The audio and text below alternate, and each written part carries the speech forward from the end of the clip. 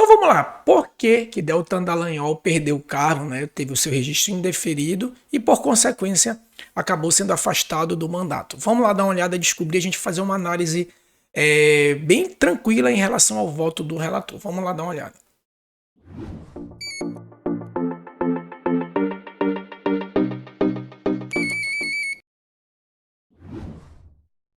Então vamos lá, a gente vai primeiro, antes de a gente falar propriamente do voto do relator, só para a gente lembrar, né, quem é nosso aluno, quem já acompanha o canal, já até conhece essa sistemática que a gente coloca aqui sobre a capacidade eleitoral passiva, né, que a gente tem que ter basicamente 3 requisitos para poder alcançar a nossa capacidade eleitoral passiva, ou seja, o direito de ser votado, que são as condições de elegibilidade, não incorrer em inelegibilidade e ter condições de registrabilidade. No caso do Deltan Dallagnol, ele incorreu aqui ele incorreu em uma causa de inelegibilidade, tá? Inclusive, eu recomendo ao final do vídeo, eu vou deixar aqui no canal em algum card, para você dar uma olhada sobre.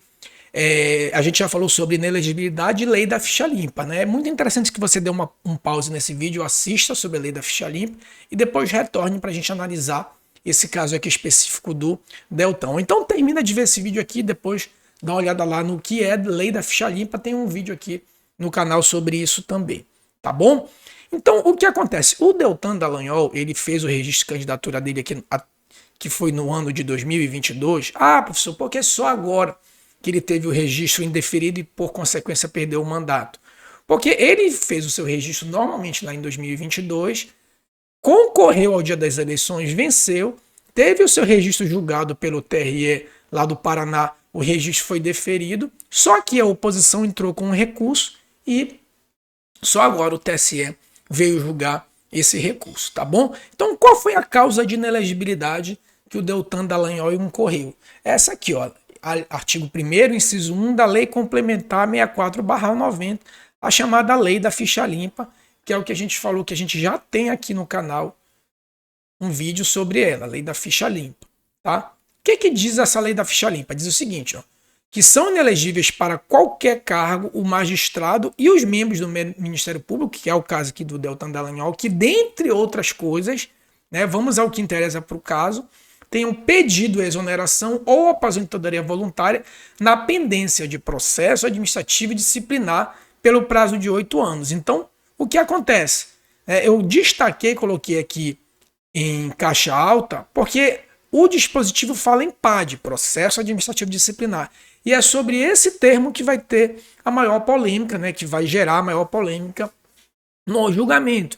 Porque o que a defesa do Deltan falava? Ora, se a lei fala em processo administrativo disciplinar e a época que ele pediu exoneração, quando ele ainda era membro do Ministério Público, ele tinha apenas alguns procedimentos que não eram processo administrativo disciplinar, eram ainda sindicâncias ou reclamações, né?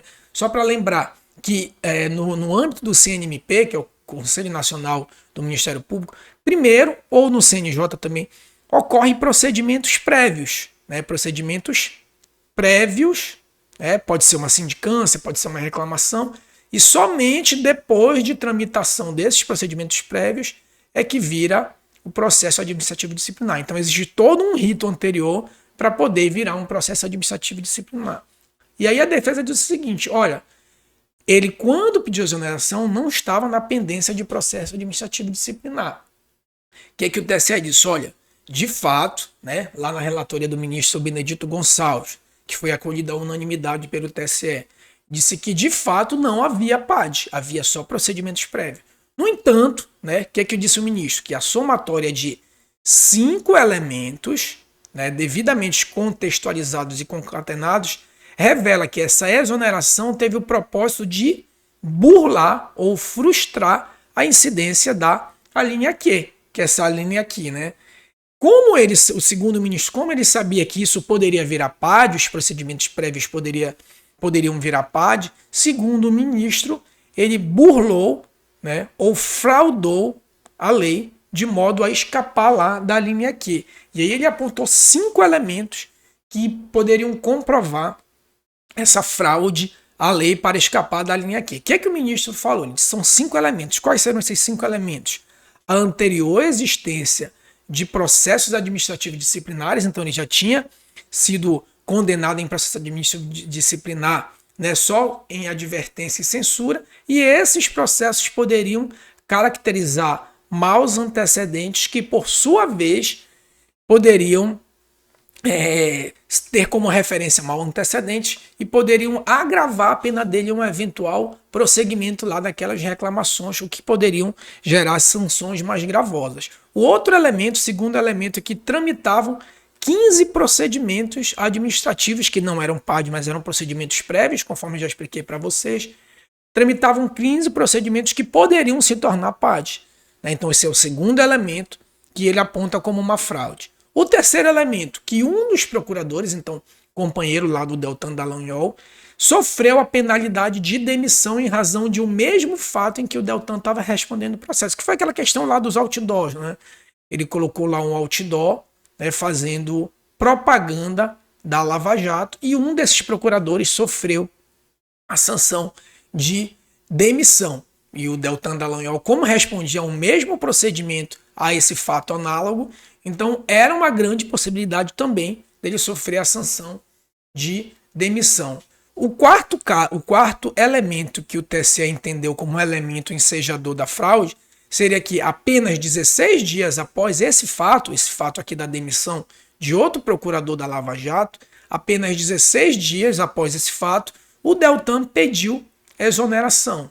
Né? O recorrido, que seria o Deltan Dallagnol, pediu exoneração. Então ele disse, olha, é mais um indício que ele, com medo de virar PAD, ele vai pedir exoneração para poder escapar lá da linha Q, já que a linha Q fala em PAD.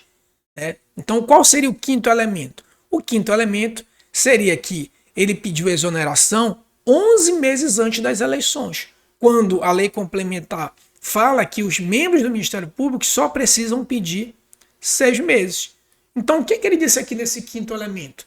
Ele disse aqui nesse quinto elemento que é o seguinte, ó, os membros do Ministério Público eles só precisam, para concorrer, pedir exoneração 6 meses antes. No entanto, o recorrido pediu 11 meses antes.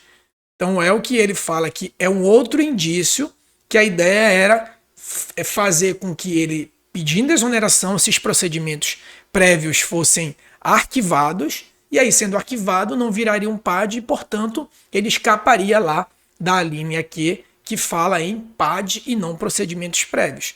Esse foi todo o teor do voto do ministro, que concluiu assim, ó, a inelegibilidade em apreço aplica-se ao caso não com base em hipótese não prevista. Então, o que ele disse? Olha, a gente não está aqui ampliando a interpretação. Ele não está dizendo, ó, não com base em hipótese não prevista na lei complementar, o que não se admite interpretação das disposições legais restritivas de direitos. Né? Então ele fez essa defesa aqui do voto. E aí ele conclui, olha, o óbice incide porque o recorrido, no caso aqui o Deltan, né, em fraude à lei, utilizou-se de subterfúgio, que ele apontou lá aqueles 5 elementos, para fraudar a lei. Então, perceba que é um julgamento bem interessante, porque são duas teses bem fortes. Né? De fato, vige um princípio de que a restrição aos direitos políticos ela tem que ser mínima, e a interpretação ela não pode ampliar algo que não está previsto em lei. Por outro lado, o ministro trouxe essa tese, que não se trataria de ampliar o que não está previsto em lei, e sim de condenar, ou no caso de incidir uma inelegibilidade, a quem tenta fraudar e escapar de uma hipótese legal que seria lá da linha aqui. Tá bom? Outra questão interessante que a defesa colocou, né, nas contrarrazões dos recursos, se olha, no caso Moro, por que vocês não aplicaram a mesma questão que estava lá em relação ao caso Moro? Só para rememorar, né, o ex-juiz Sérgio Moro, ele era juiz também da Lava Jato, né, em 2018 foi convidado pelo então presidente Bolsonaro para ser ministro da Justiça. E aí o que o TSE disse? Ora, no caso do caso do juiz Moro, que também foi julgado no mês passado pelo TSE, não havia ali, segundo o TSE, não houve uma perspectiva de burlar a inelegibilidade. Porque no caso do Moro, ele foi escolhido lá em 2018. Né? Ele foi escolhido pelo Bolsonaro para ser ministro em 2018. Então, em tese, a pedido de exoneração dele tinha intenção de ser ministro, né? E não de concorrer. Claro que depois ele veio a concorrer. Então, a exoneração dele, pelo menos em tese, segundo o TSE, não houve o propósito de burlar. Foi o que disse aqui o ministro. Aquele candidato, no caso aquele candidato seria o Moro, pediu exoneração da magistratura para exercer cargo na equipe de transição do presidente da República, que posteriormente assumiu o Ministério da Justiça e Segurança, não tendo notícia naqueles autos de manobra para burlar a inelegibilidade. Então ele fez o que a gente chama de distinção ou distinguish, tá? A distinção em relação ao caso do Deltan Dallagnol, tá bom? Essa foi aqui a proposição do TSE, o voto que foi acolhido à unanimidade. Questão bastante interessante, tá, meus amigos? É uma questão bastante interessante. Tem tese boa para ambos lados, tá? A tese também da defesa é uma tese bem robusta. Vamos acompanhar se isso provavelmente vai ter recurso para o STF e a gente vai acompanhando por aqui, tá bom? Não se esqueçam de se inscrever no canal, dar o like aqui no vídeo, compartilhar aí no grupo de amigos eleitoralistas. Toda semana a gente posta um vídeo de noções de direito eleitoral, que é o caso de hoje, né? A gente tentou explicar de forma mais tranquila. E dia de quarta-feira a gente aprofunda e fala de julgados do TSE, tá bom? Um forte abraço e até a próxima.